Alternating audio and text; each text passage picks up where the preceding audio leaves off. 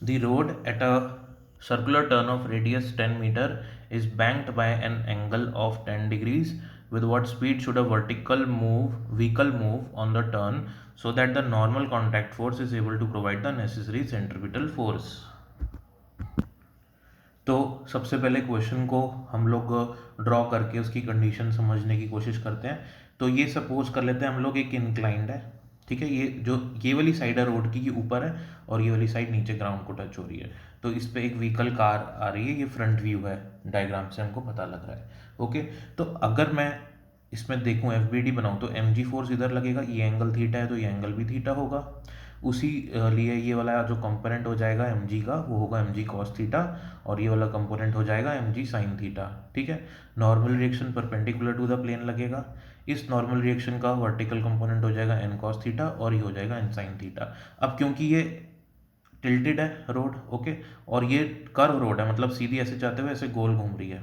Okay, तो एक centre की तरफ फोर्स लगेगा क्योंकि सर्कुलर मोशन करेगी रोड है, ऐसे जाके ऐसे घूम रही है रोड, तो सर्कुलर मोशन कर रही है रोड, कुछ आर्क टर्न करेगी, तो नेसेसरी सेंट्रीपिटल फोर्स कौन प्रोवाइड कर रहा है यहाँ पे, एन साइन थीटा। तो इसलिए मैं लिखूंगा N sine theta is equals to m v square by are.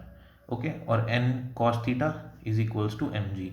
ठीक है, दोनों इक्वेशंस को डिवाइड करूंगा तो क्या आएगा, tan थीटा equals to v square by r g. Next case में वेलोसिटी क्या हो जाएगी मेरी, under root r g ten theta. R given है, डी जी भी गिवन है, थीटा भी गिवन है, वैल्यू पुट करिए, आंसर आ जाएगा 4.2 मीटर पर सेकेंड। इसी क्वेश्चन को देखिए, इस डायग्राम से भी कर सकते हैं हम लोग। अब मैंने इस ऊपर वाले डायग्राम में पता है क्या किया है, यहाँ पे ना मैंने जो फोर्सेस लग रहे हैं ना इस कार पे, उनको मैंने रिजॉल्व करा है वर्टिकल, इस डायरेक्शन में, इस डायरेक्शन में, इधर इधर। लेकिन मैं अलोंग द इंक्लाइन भी रिजॉल्व करके आंसर को सॉल्व कर सकता हूँ। देखो कैसे करेंगे। तो ये कार है, ये सर्कुलर ट्रैक है, मैंने आपको बताया, आपको दिख रहा है ना, ये घूमती हुई आ रही है कार सर्कुलर ट्रैक पे, तो इसकी रेडियस, इस सर्कुलर ट्रैक की रेडियस यहाँ मान लेता हूँ मैं, ये वो पॉइंट है, ऐसे करके कार घूमेगी। अब इसी सिचुएशन को मैंने यहाँ प्लॉट करा है। अब मैं रिजॉल्व करूँगा इस डायरेक्शन में फोर्सेस को।